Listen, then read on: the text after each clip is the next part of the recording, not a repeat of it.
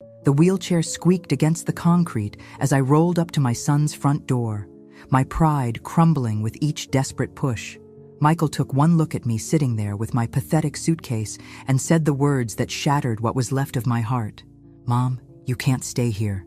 But the next morning, I found Robert's old business card tucked in a drawer, and suddenly everything changed when the bank manager nearly knocked over his chair rushing to help me. "Where are you watching from today? Drop your location in the comments below and hit that like and subscribe button." 8 months ago, I thought my biggest problem was learning to live on Social Security after Robert died. Funny how life has a way of laughing at your assumptions. The accident happened on a Tuesday. Isn't it always a Tuesday when your world falls apart? I was coming home from the grocery store, arms full of bags, because I was too proud to use the cart like other old ladies. The rain had started, and these Florida sidewalks become slippery as ice when wet. One moment I was walking, thinking about how I'd stretch the week's budget to include Robert's favorite cookies for his memorial dinner. The next moment I was on the ground, my right hip screaming and my groceries scattered across the parking lot like confetti at a funeral nobody wanted to attend. The paramedic, a kid young enough to be my grandson, kept saying, "Ma'am, try to stay calm," while I lay there calculating how much an ambulance ride was going to cost. 3 surgeries and 4 months of rehabilitation later, here I am. Helen Carter, 68 years old, former bookkeeper, current wheelchair enthusiast.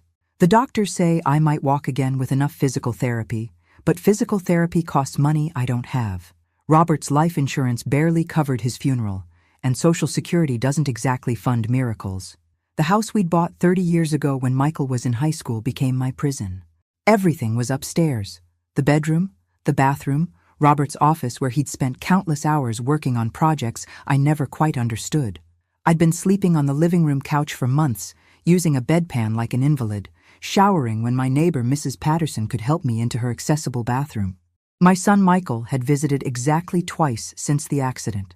The first time, 3 days after I got home from the hospital, he spent 20 minutes explaining how busy he was with work and the kids. The second time, last month, he brought Ashley, his wife, who spent the entire visit checking her phone and making comments about how depressing everything looked. I'd finally swallowed my pride yesterday and called him. "Michael, I need help," I'd said, hating how the words sounded. "I can't manage here anymore." "What kind of help, Mom?" His voice had that careful tone people use when they're already planning their escape. "I need somewhere to stay, just temporarily, until I can figure things out." The silence stretched so long, I thought the call had dropped. Then, "Mom, I'll talk to Ashley. Let me call you back." That was 18 hours ago. No return call. So I'd done something I never thought I'd do. I packed my small suitcase, called a cab, and showed up at their door unannounced. If my own son wouldn't help his disabled mother, maybe seeing me face to face would remind him that family meant something. Or so I'd hoped. Now, sitting in their driveway, I understood that hope was just another word for delusion. Their house was a sprawling suburban monument to success. 3-car garage, manicured lawn, the kind of place that screamed, "We've made it." My wheelchair felt like a grocery cart at a Mercedes dealership. I'd rang the doorbell and waited, listening to the sounds of family life filtering through the walls. Children's voices, Ashley calling out about dinner, the television playing some cooking show. Normal life, the kind I used to have.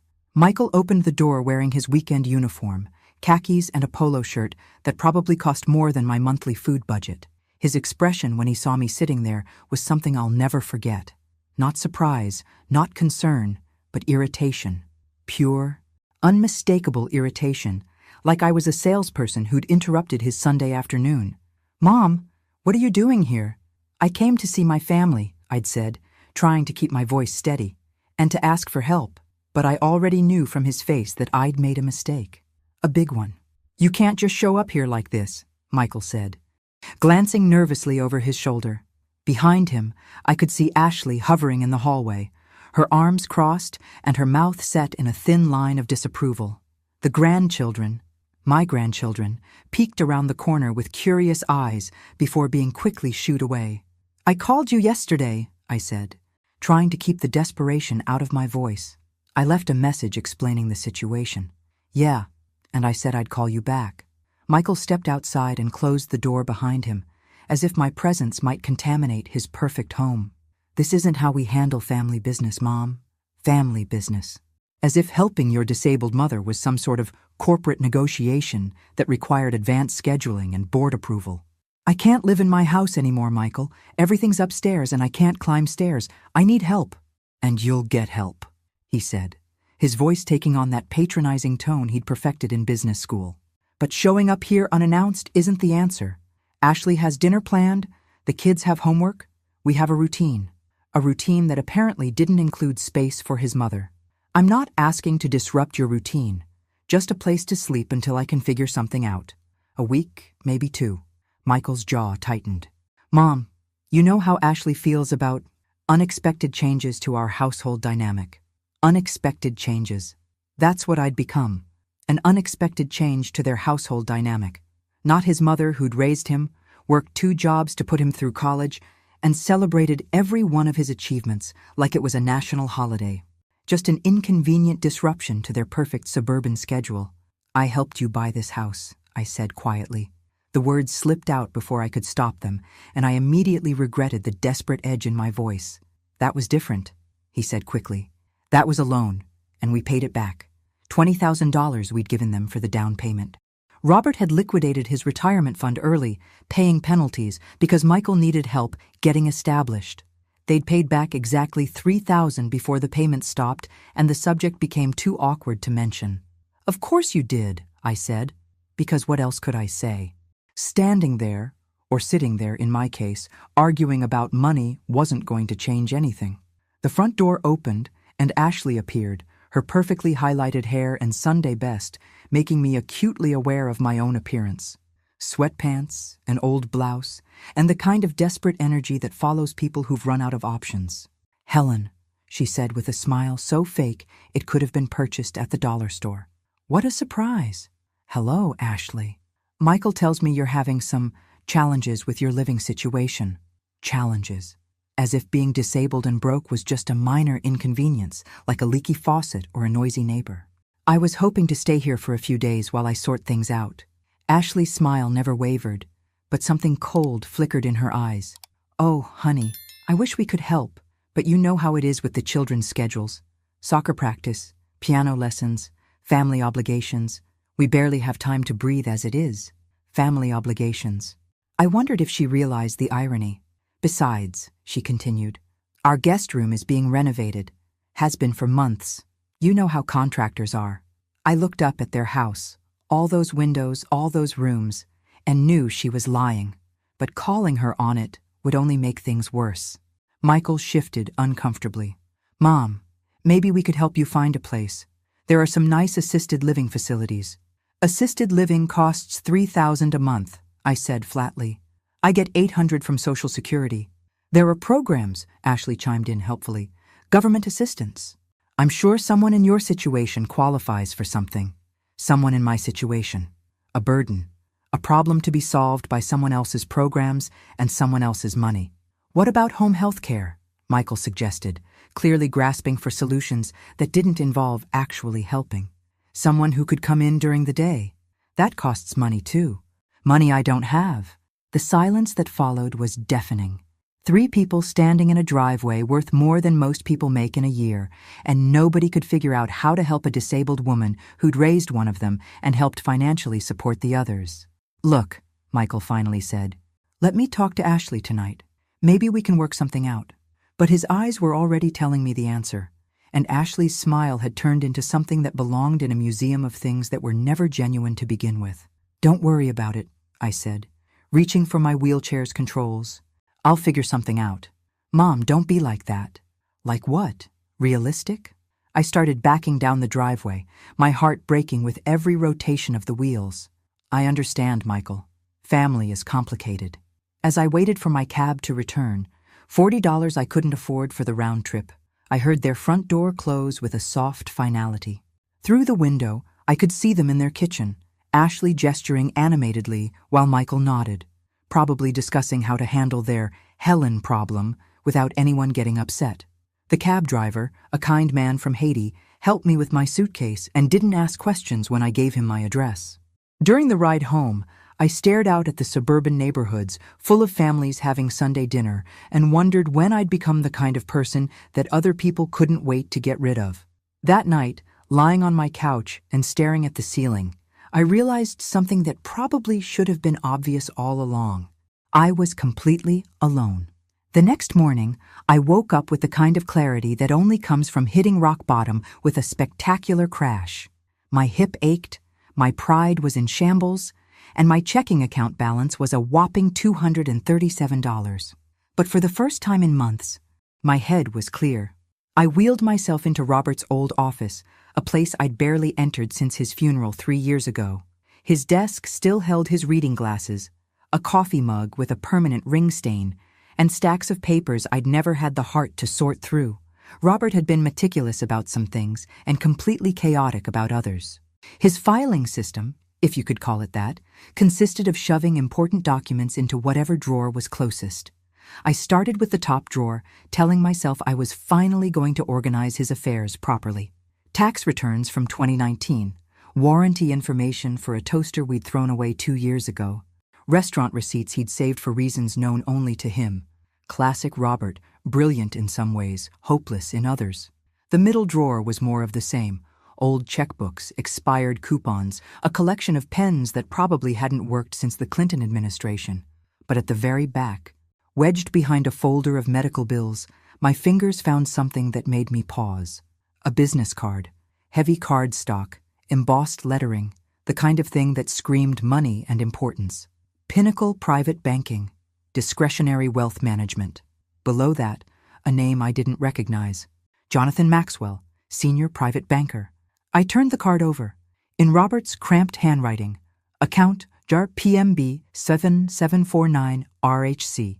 Emergency access only. Emergency access only. I stared at those words for a long moment.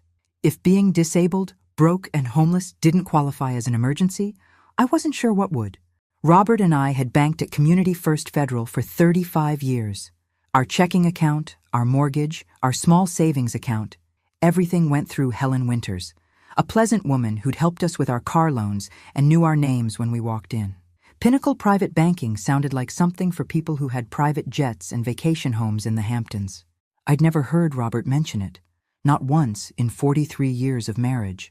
I turned the card over again, studying the elegant typography and the embossed logo.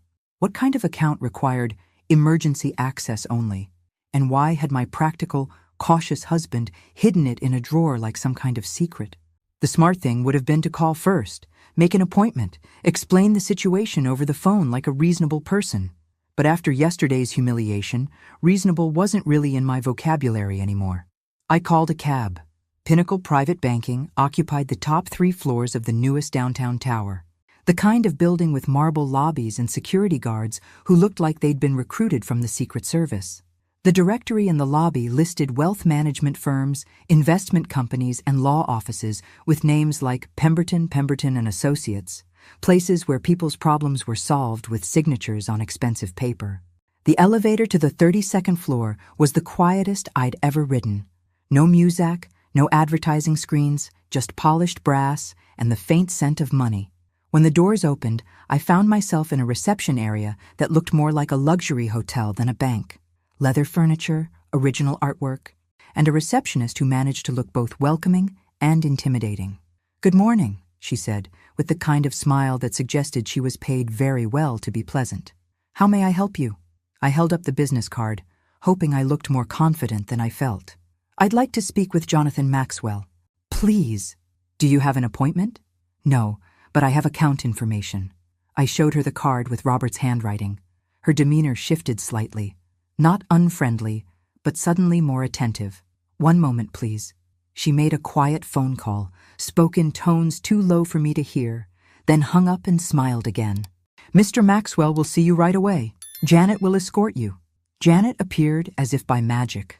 A woman in her 40s wearing a suit that probably cost more than my monthly Social Security check.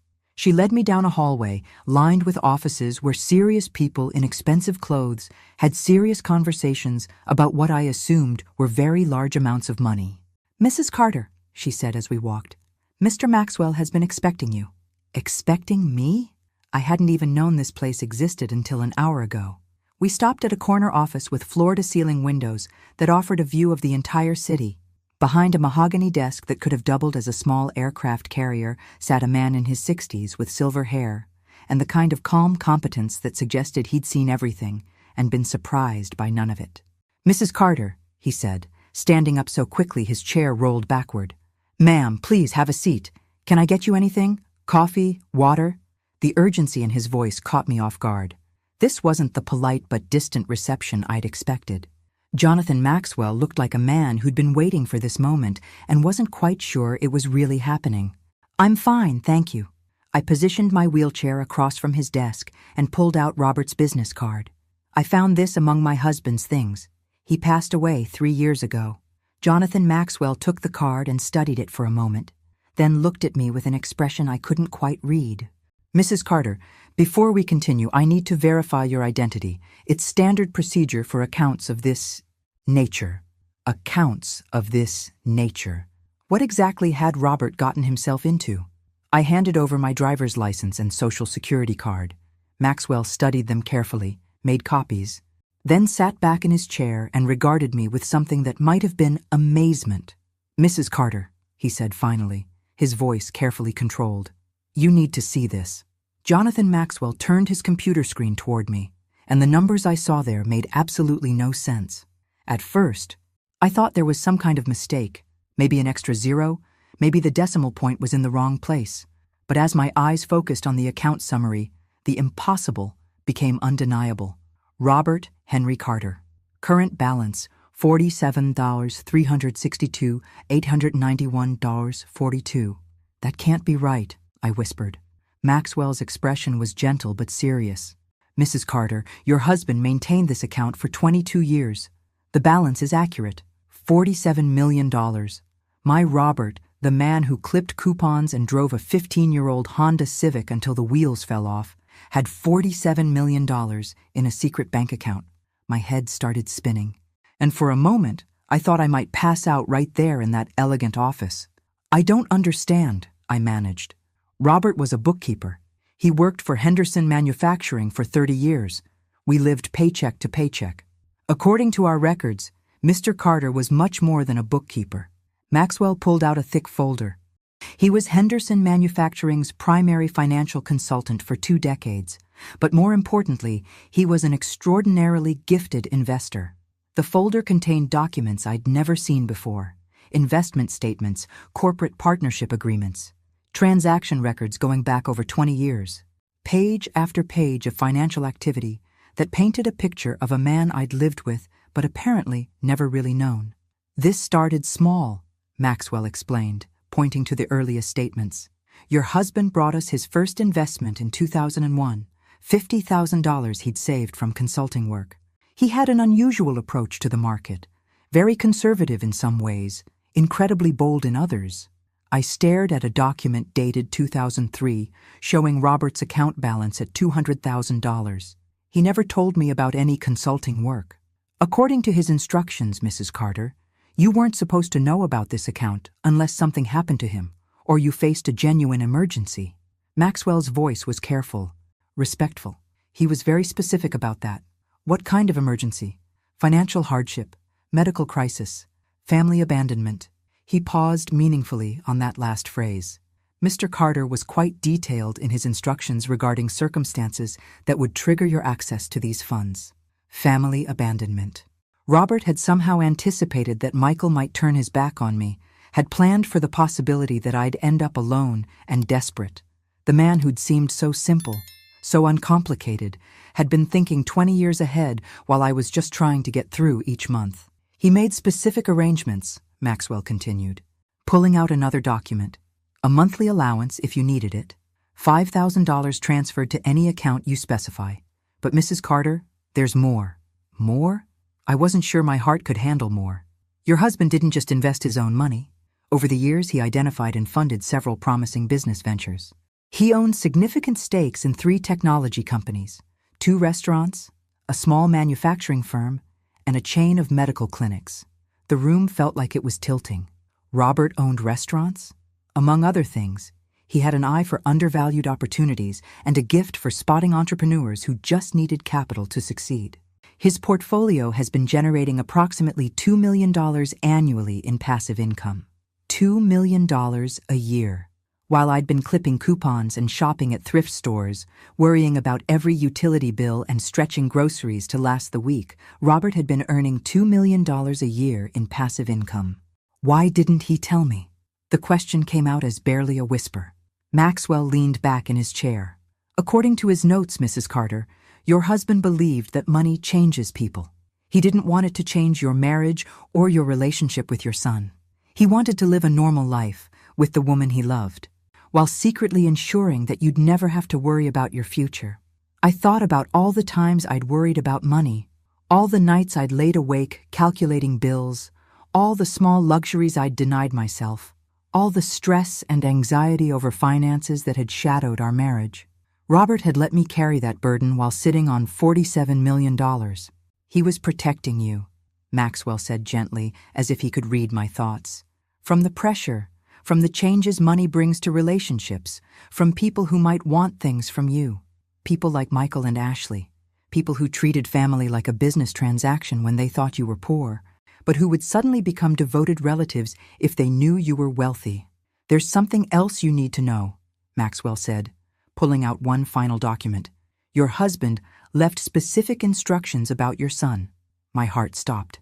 What kind of instructions? Michael Carter is to receive no information about this account unless you specifically authorize it.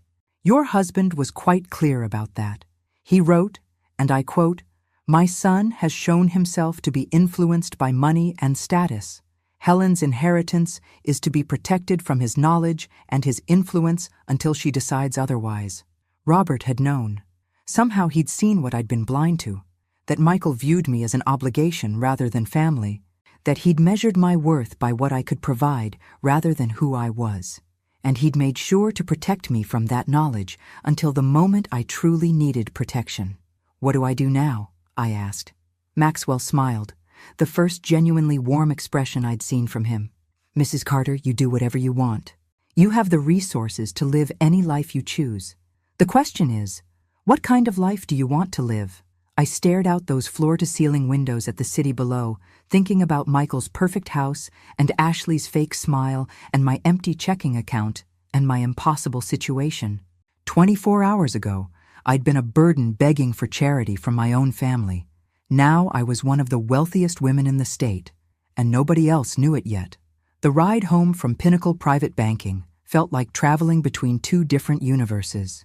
I kept the folder of documents clutched in my lap, afraid that if I let go, everything would disappear, and I'd wake up back in my wheelchair with $200 to my name and nowhere to go. But the papers were real. The account was real. $47 million was real. And Robert's deception was real too. By the time my cab pulled into my driveway, I'd moved past shock and landed squarely in anger. Not at the money. How could I be angry about financial security? But at the lie our entire marriage had been built on.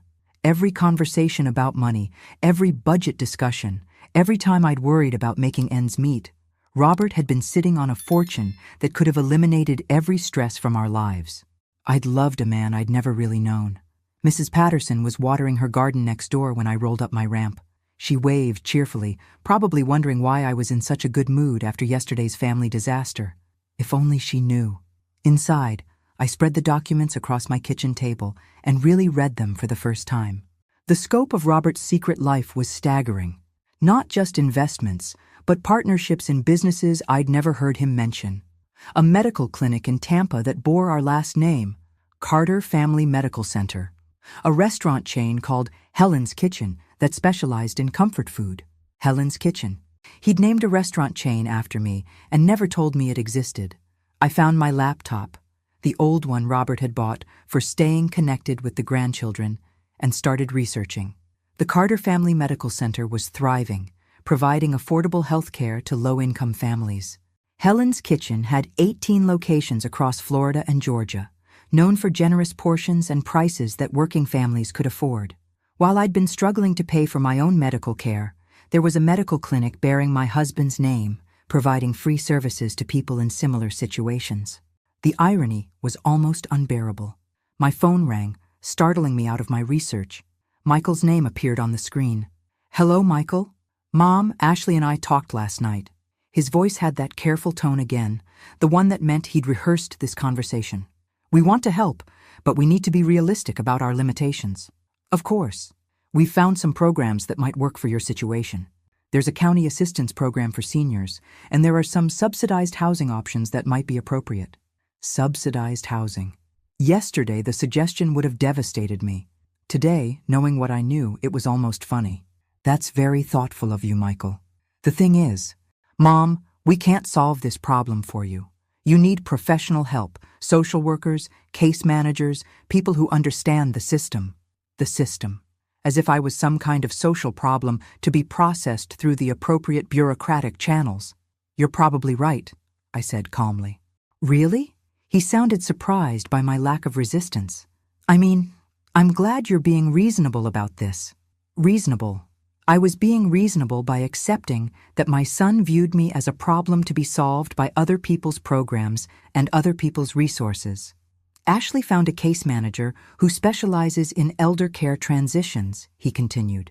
"Her name is Sandra Morrison, and she can meet with you tomorrow if you're interested." "That sounds perfect." "Great. I'll give you her number." He paused, and I could hear the relief in his voice. "Mom, I know this is hard, but you'll see. Sometimes these programs work out better than family arrangements. There's less emotional complication. Less emotional complication.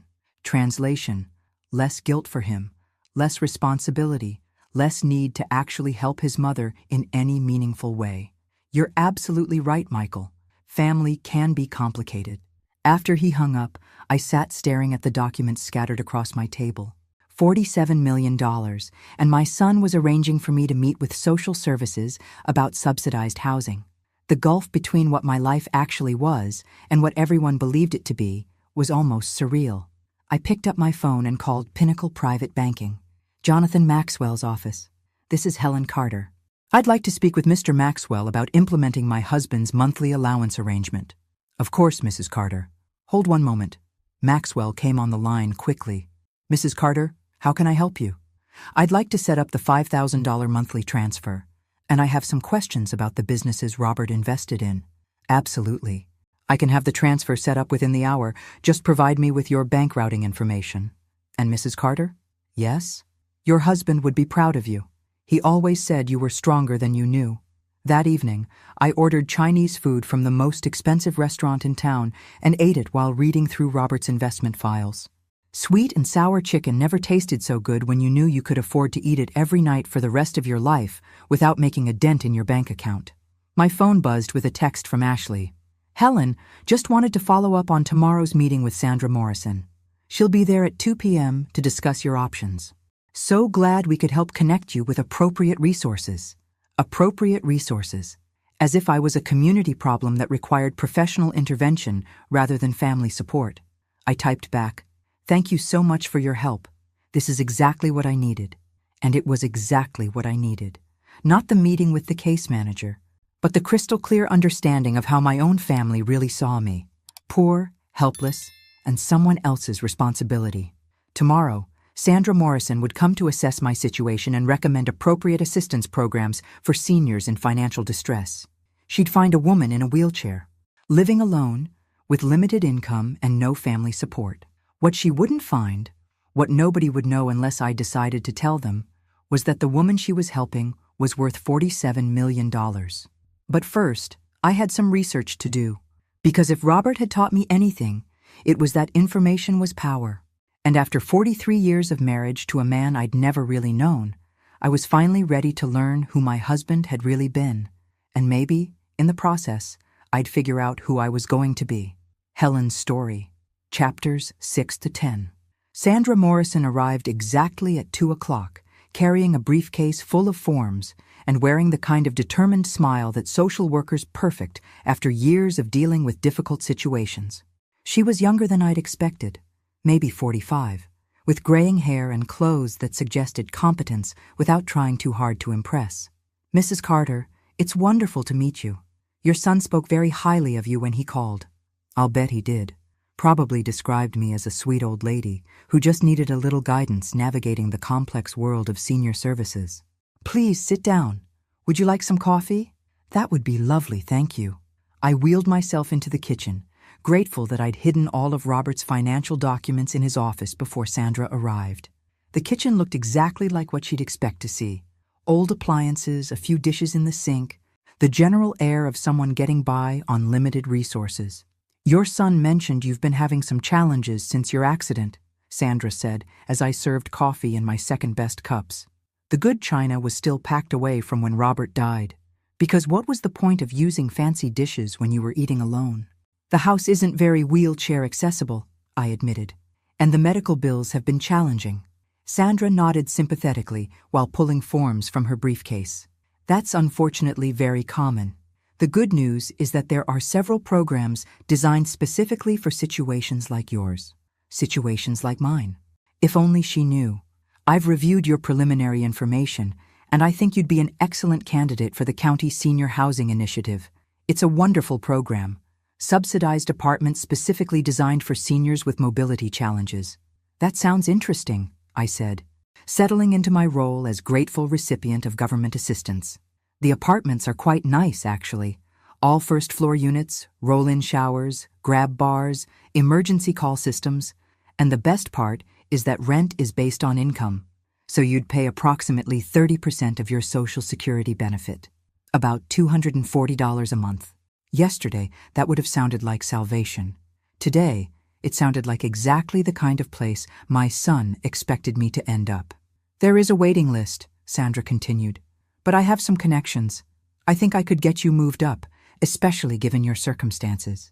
"What kind of timeline are we looking at?" "If everything goes smoothly, maybe 6 to 8 weeks.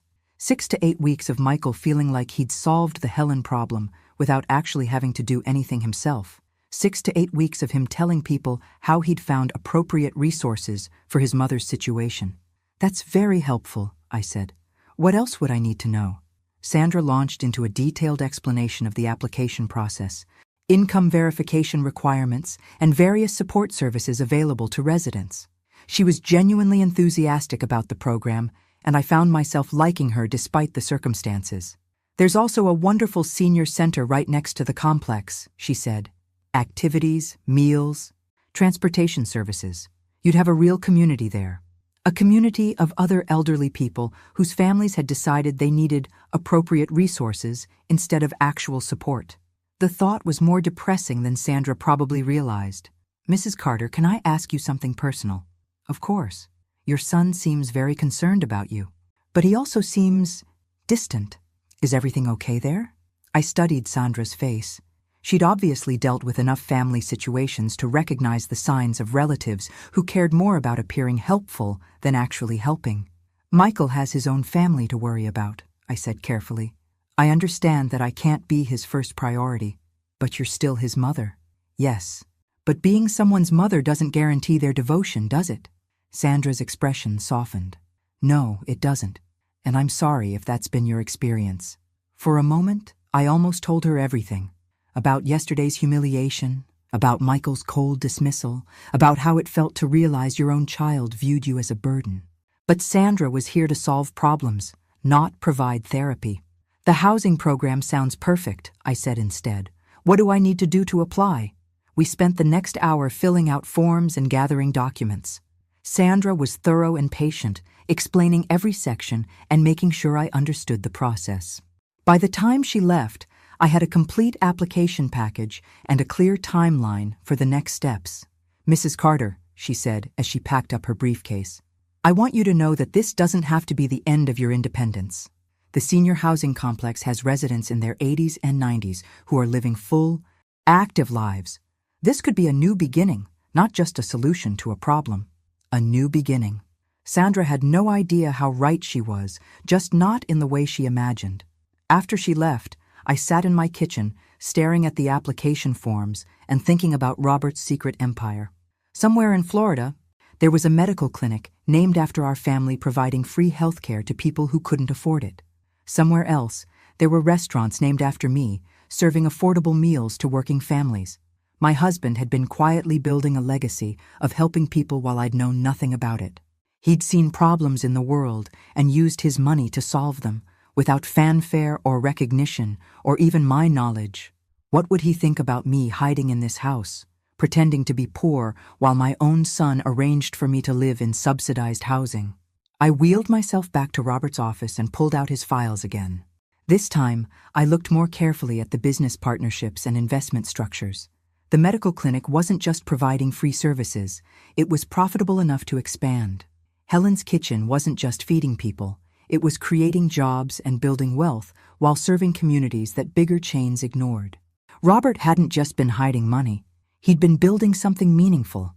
My phone buzzed with a text from Michael. "How did the meeting go with Sandra? Ashley and I are hoping she found some good options for you." I stared at the message for a long moment, then typed back, "Sandra was wonderful. She found exactly what I need." Which was true, just not in the way Michael would expect. Because what I needed wasn't subsidized housing or government assistance or my son's reluctant help. What I needed was to understand what Robert had really been doing with his secret fortune and maybe figure out how to continue his work. But first, I needed to understand why he'd kept it secret from me for 22 years. And I had a feeling that understanding that would change everything. The next morning brought an unexpected visitor.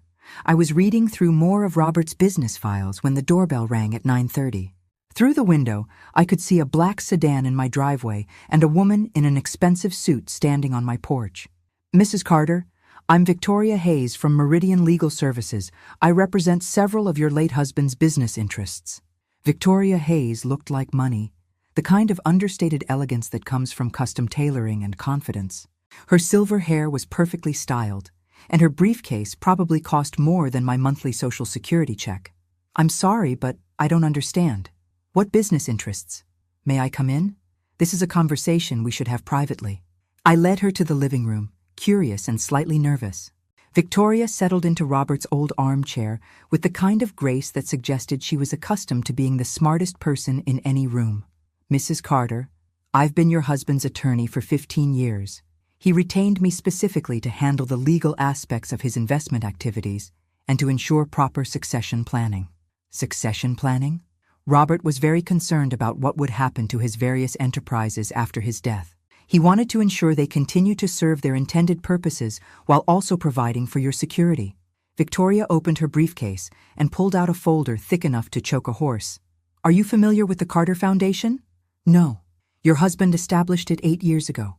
It's a private foundation that funds community health initiatives, affordable food programs, and emergency assistance for families in crisis." Robert had created a foundation and never mentioned it. The hits just kept coming. The foundation currently has assets of approximately $12 million and distributes about $800,000 annually in grants, $800,000 a year in charitable giving. And I'd been clipping coupons and worrying about grocery money. "Mrs. Carter, according to Robert's instructions, you're now the sole trustee of the Carter Foundation. But there's something else you need to know." Victoria's expression grew more serious. "Your husband was very specific about the timing of this information. I was only to contact you if certain conditions were met." "What conditions? Financial distress, family abandonment, or evidence that you were being exploited by relatives?" There was that phrase again, family abandonment. Robert had somehow anticipated that Michael would fail me when I needed help most.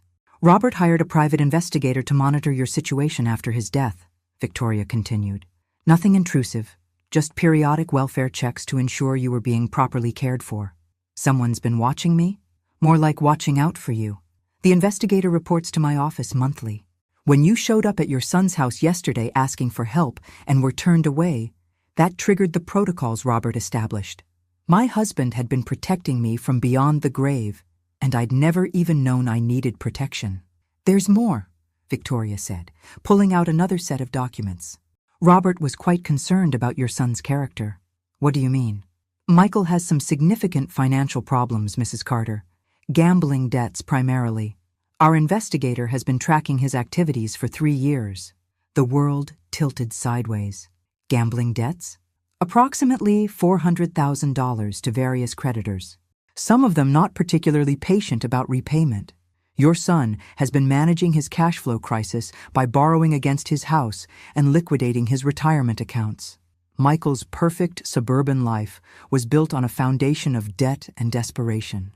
No wonder he couldn't help me. He was probably barely keeping his own head above water. But there's something else you need to know, Victoria continued. 2 weeks ago, Michael contacted several attorneys asking about elder competency procedures. My blood ran cold. What kind of procedures? The process for having an elderly relative declared mentally incompetent so their assets can be managed by a family member. The room started spinning. Michael hadn't been avoiding me because I was inconvenient. He'd been planning to have me declared incompetent so he could control whatever money he thought I might have. Of course, he doesn't know about Robert's actual estate, Victoria said. He's assuming you have some modest savings and maybe a small life insurance payout. But Mrs. Carter, if he'd succeeded in having you declared incompetent, he could have gained access to everything. Everything. $47 million that Michael would have gambled away to pay his debts. Robert anticipated this possibility, Victoria continued. He left very specific instructions about what to do if Michael ever attempted legal action against you. She handed me a sealed envelope with my name written in Robert's handwriting. What is it? His final message to you, along with a complete plan for protecting yourself and your assets from anyone who might try to exploit you. I opened the envelope with trembling hands. Inside was a letter in Robert's careful script. My dearest Helen, if you're reading this, it means the worst has happened. Our son has shown his true character. I hoped I was wrong about Michael, but I prepared for the possibility that I was right. You are about to learn things about me, about our marriage, and about Michael that will hurt. I kept secrets from you, not because I didn't trust you, but because I wanted to give you the chance to love our son without seeing his flaws. I failed as a father, Helen. Somehow, I raised a man who sees people as resources instead of relationships, but I will not let him hurt you. Everything I built was for you. The businesses, the investments, the foundation. It's all yours now. Use it wisely. Use it to build the life you deserve. And if Michael comes for you legally, remember this. The trap is already set. He just hasn't walked into it yet. All my love, Robert. I looked up at Victoria, who was watching me with a mixture of sympathy and steely determination. What trap? Victoria smiled, and for the first time since she'd arrived, she looked genuinely pleased. Mrs. Carter, your husband was a very clever man. Would you like to hear his plan? Victoria Hayes spread a series of documents across my coffee table like a general planning a military campaign. Each paper was precisely placed, each detail carefully explained, and slowly I began to understand that my mild-mannered husband had been far more devious than I'd ever imagined. Robert's strategy was elegant in its simplicity, Victoria said, pointing to a complex legal document. If Michael ever attempted to have you declared incompetent, he would unknowingly trigger a series of automatic financial transfers that would destroy him. What kind of transfers? All of Michael's debts would be consolidated under a loan guarantee that Robert secretly co-signed 3 years ago. The moment any legal challenge to your competency is filed, that guarantee becomes due immediately. I stared at the document. Robert guaranteed Michael's debts without telling him? $412,000 plus interest and penalties. The creditors have been remarkably patient because they know Robert's estate is backing the debt. But if Michael moves against you legally, they'll demand full payment within 30 days. The elegance of it was breathtaking. Robert had given Michael enough rope to hang himself, then waited to see if he'd use it. But that's not all, Victoria continued, sliding another document toward me. Michael's mortgage, his car loans, and his business credit line are all tied to financial institutions that Robert invested in. If the debt guarantee is triggered, all of those loans become callable immediately. Meaning Michael would lose everything. His house, his cars, his business, unless he could come up with approximately $800,000 in cash within 30 days. $800,000. The same amount the Carter Foundation distributed annually to help families in crisis. Robert had made sure Michael would learn exactly what that kind of financial catastrophe felt like. How is this possible? How could Robert arrange all this without Michael knowing? Victoria smiled grimly. Your husband was a financial genius. Mrs. Carter. He understood that people like Michael never read the fine print, They just focus on getting what they want. Every loan Michael took out, every credit line he opened, Robert quietly influenced the terms through his business connections. And if Michael doesn't challenge my competency, then nothing happens. He continues making his payments, struggling with his debts, but keeping his house and his family's lifestyle. Robert gave him a choice: leave you alone and keep what he has, or come after you and lose everything. I thought about yesterday's visit to Michael's perfect suburban palace. Every luxury in that house, every symbol of success, was built on a foundation that Robert could collapse with a single legal filing.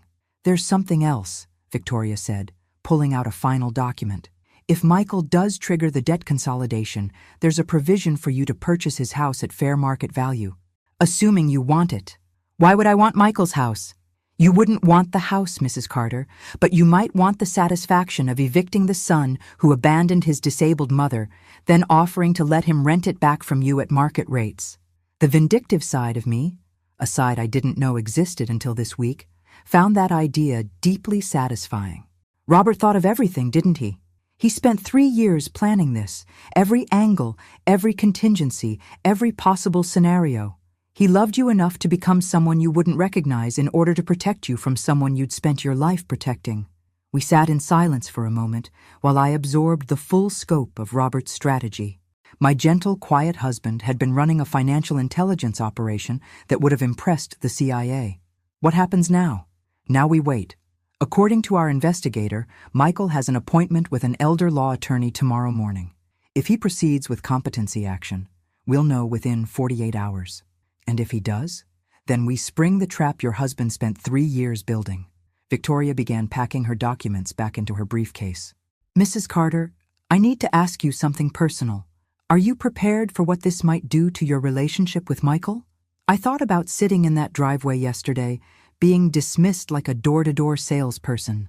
I thought about the cold calculation in Ashley's eyes and the way Michael had looked at me like I was an inconvenience to be managed. Victoria, I spent 43 years married to a man who loved me enough to build a financial empire while letting me worry about grocery money. I spent 30 years raising a son who would rather see me in subsidized housing than disrupt his perfect family routine. I think it's time I stopped protecting people who wouldn't protect me." Victoria nodded approvingly. "Your husband said you were stronger than you knew. I'm beginning to see what he meant."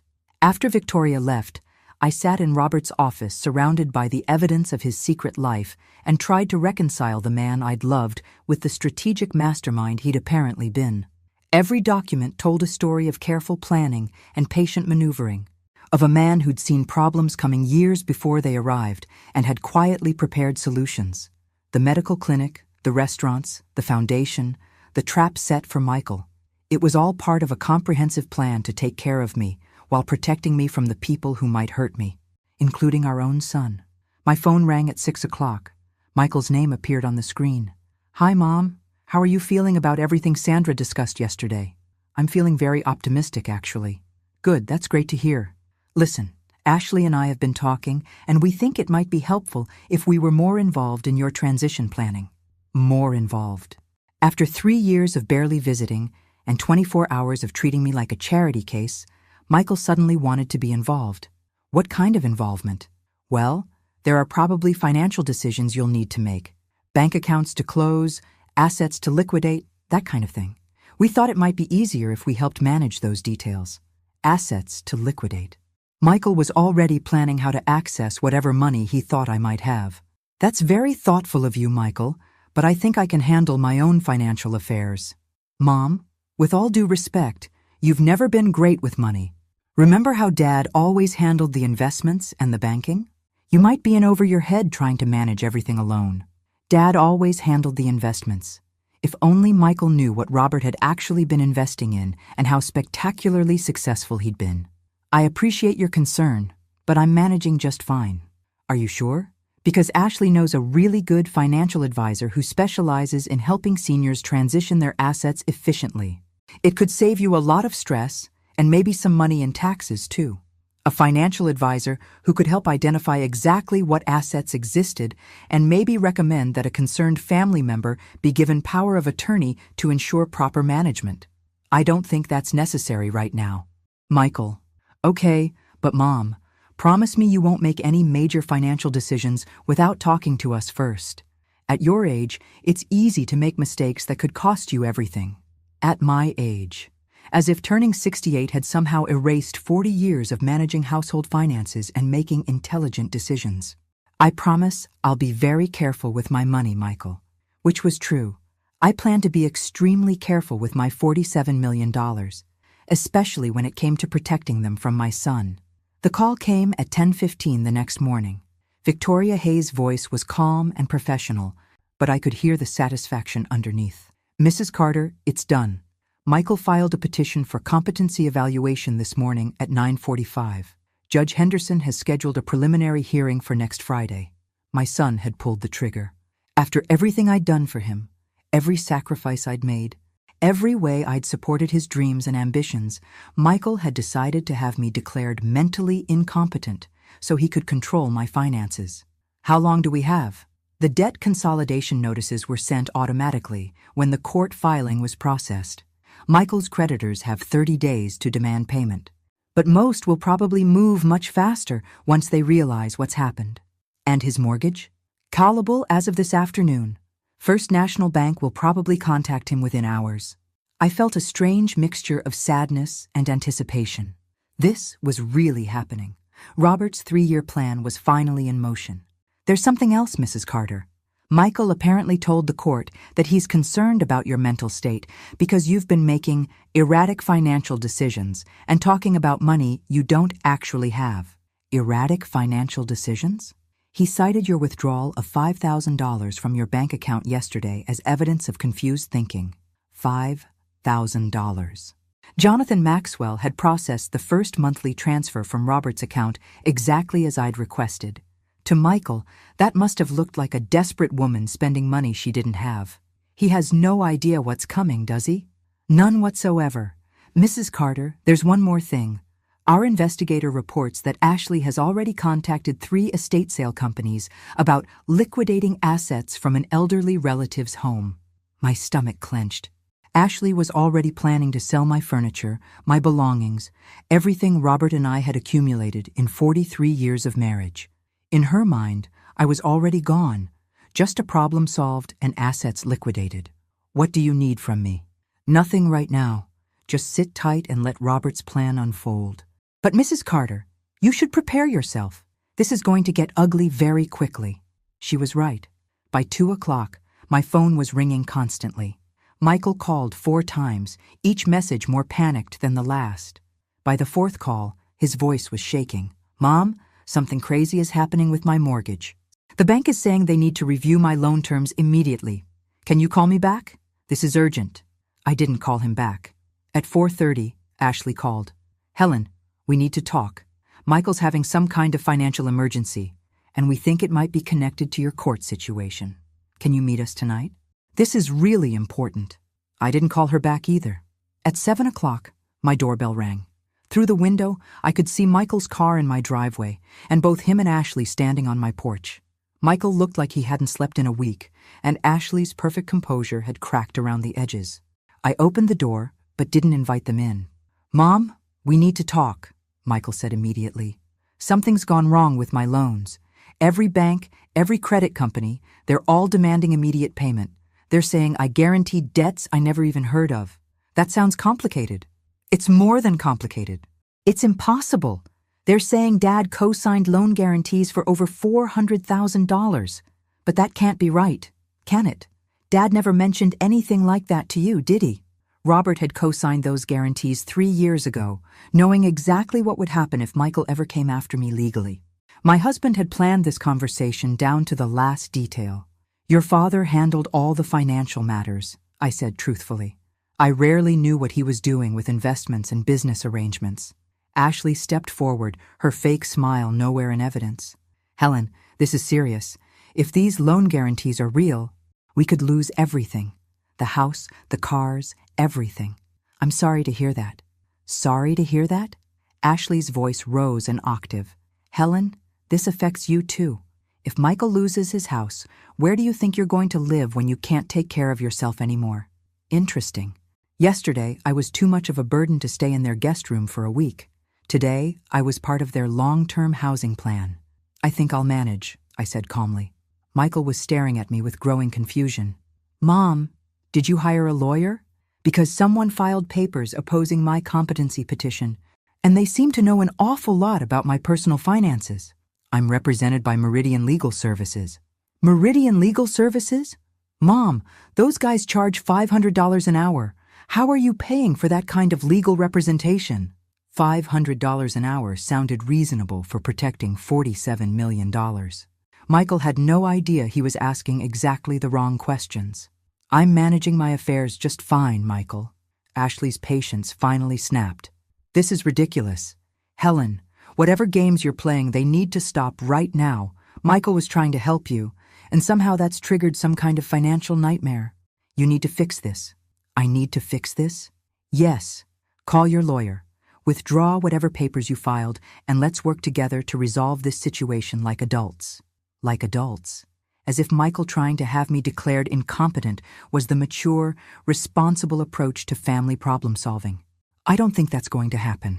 Michael was starting to realize that something fundamental had shifted in our relationship. Mom, are you saying you won't help me with this loan situation? I'm saying that I think you should have thought about the consequences before you decided to have your disabled mother declared mentally incompetent so you could access her bank accounts. The words hung in the air like a toxic cloud. Both Michael and Ashley stared at me in shock, probably because they'd never heard me speak so bluntly about anything. That's not what this was about, Michael said weakly. Really? Then what was it about? It was about protecting you from making bad financial decisions. You're vulnerable, Mom.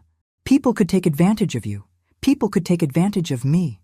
The irony was so rich it was almost funny. You're right, Michael. People could definitely take advantage of a disabled elderly woman. It's good that your father planned ahead for that possibility. Ashley was looking between us with growing alarm. What do you mean planned ahead? I smiled at her, the kind of smile I'd learned from watching her use it on me. I mean that my husband was a very intelligent man who understood exactly what kind of person our son really is. And for the first time in 3 days, I closed the door on their stunned faces and left them standing on my porch. Tomorrow, they'd learn exactly how intelligent Robert had been. The next morning brought the most satisfying phone call of my life. Victoria Hayes sounded positively delighted. Mrs. Carter, I have wonderful news. First National Bank moved to foreclose on Michael's mortgage at 8 o'clock this morning. His car loans are being called due immediately, and the gambling debt consolidation notices went out to all creditors last night. How much time does he have? 14 days to bring all accounts current or face immediate asset seizure. The total amount due is approximately $870,000. $870,000 that Michael didn't have and couldn't possibly raise in 2 weeks. Robert's trap had been sprung, and it was working exactly as designed. There's more, Victoria continued. Michael's attorney withdrew from his competency case this morning after discovering the financial conflict of interest. Apparently, trying to have someone declared incompetent while owing them almost $1 million creates some ethical complications. And the hearing? Postponed indefinitely while the court sorts out the financial entanglements. Mrs. Carter, your son's legal case just collapsed completely. I felt a satisfaction so profound it was almost spiritual. Michael had tried to steal my independence and my dignity, and instead he'd lost everything. My doorbell rang at 10:30. This time, only Michael stood on my porch. He looked like he'd aged 10 years overnight, and his expensive clothes couldn't hide the fact that he was a man who'd just realized he'd made a catastrophic mistake. Mom, please, can we talk? I opened the door and let him in, curious to hear what he had to say now that his world was falling apart. I know you're angry, he began, settling onto my couch like a man trying not to disturb a sleeping bomb. And maybe you have a right to be. But Mom, I'm losing everything. My house, my business, everything I've worked for my entire life. That must be terrifying. It is. And the worst part is, I can't figure out how Dad knew to set up all these financial arrangements. Did he predict this somehow? Did he know I would try to have me declared incompetent so you could steal my money? Michael flinched. It wasn't about stealing anything. I was genuinely worried about you. Were you worried when you wouldn't let me stay in your house for a week? Were you worried when Ashley suggested I should be grateful for government assistance? Or did you only start worrying when you thought there might be money involved? Mom, that's not fair. Fair? I laughed, and the sound surprised both of us. Michael, you want to talk about fair? Let me tell you what's fair. I wheeled myself to Robert's office and returned with one of his financial statements. Michael's eyes widened when he saw the Pinnacle private banking letterhead. Your father left me $47 million, Michael. $47 million. He spent 22 years building a fortune while I worried about grocery bills. And he did it all to protect me from ending up dependent on people who might not have my best interests at heart. Michael stared at the document like it was written in a foreign language. 47 million? That's impossible. Your father was a financial genius. He just hid it very well. I pulled out more statements, more evidence of Robert's secret empire. He also left me control of a medical foundation, restaurant chains, and various business partnerships worth millions more. Mom, I had no idea. If I'd known. If you'd known what? You would have been nice to me? You would have let me stay in your guest room? You would have treated me like family instead of a burden? Michael's face was pale. You don't understand the pressure I've been under. The gambling debts, the financial problems. I was desperate. So you decided to solve your financial problems by stealing from your disabled mother. I wasn't trying to steal from you. I thought you might have a small insurance payout or some savings that you weren't managing properly. I was trying to protect you from making mistakes by having me declared mentally incompetent. Yes. No. I don't know anymore. Michael put his head in his hands. Mom, I'm sorry. I know I handled this wrong. But please, you have to help me. I'm going to lose everything. I looked at my son, this man I'd raised, loved, supported, and sacrificed for, and felt absolutely nothing. No anger, no sadness, no maternal instinct to protect him from the consequences of his actions. Just a calm, clear recognition of who he really was. Michael, your father spent 3 years setting up this situation. Every debt guarantee, every loan term, every financial arrangement was designed to give you a choice. Treat me with respect and keep what you have, or come after me legally and lose everything. But I didn't know that. You didn't need to know that. All you needed to do was be a decent son to your mother. That was the only requirement. Michael was crying now, desperate tears of a man watching his life collapse around him. Mom, please, I'll do anything. I'll take care of you. I'll move you into our house. I'll be the son you deserve. Just help me fix this. Do you know what I'm going to do with your father's money, Michael? He looked up hopefully. I'm going to expand the medical foundation. I'm going to open more restaurants that serve affordable food to working families. I'm going to help people who are struggling the way I was struggling. People whose families have abandoned them the way you abandoned me. But what about me? What about you? I'm your son. I'm your family. I wheeled myself closer to him and looked directly into his eyes. Michael, yesterday I was your family when I needed help. But today, when you need help, I've learned something important from your example. What's that? Family is complicated. I called Victoria Hayes that afternoon and instructed her to proceed with the foreclosure and asset seizure processes. I also asked her to arrange for me to purchase Michael's house at fair market value. Not because I wanted it, but because Robert's plan included one final twist. A week later, I had the locks changed and arranged for Michael and Ashley's belongings to be moved to a storage unit. I hired Sandra Morrison, the case manager who'd tried to help me find subsidized housing, to convert the house into transitional housing for seniors who'd been abandoned by their families. The irony was perfect. Michael's dream house would become a sanctuary for elderly people whose children had decided they needed appropriate resources instead of family support. 6 months later, I sat in my new office at the Carter Foundation, reviewing grant applications and planning the expansion of Helen's Kitchen restaurants. The foundation now provided emergency assistance to families in crisis, funded free medical care for seniors, and operated 3 transitional housing facilities for elderly people who'd been abandoned by their families. My phone buzzed with a text from Michael. He'd been sending messages for months, alternating between apologies, demands, and desperate pleas for financial help. This one read, "Mom, Ashley left me. I'm living in a studio apartment and working 2 jobs to pay minimum payments on my debts. I know I made mistakes, but I'm your son. Please call me back. I deleted the message without reading it completely, just like I'd deleted all the others. Because the truth was, I'd learned something profound about the difference between being someone's mother and being their family. Being someone's mother was an accident of biology. Being their family required love, respect, and mutual care. Michael had been my son for 38 years, but he'd never really been my family. And now, surrounded by people who helped seniors who'd been discarded by their relatives, I'd finally found the family I deserved.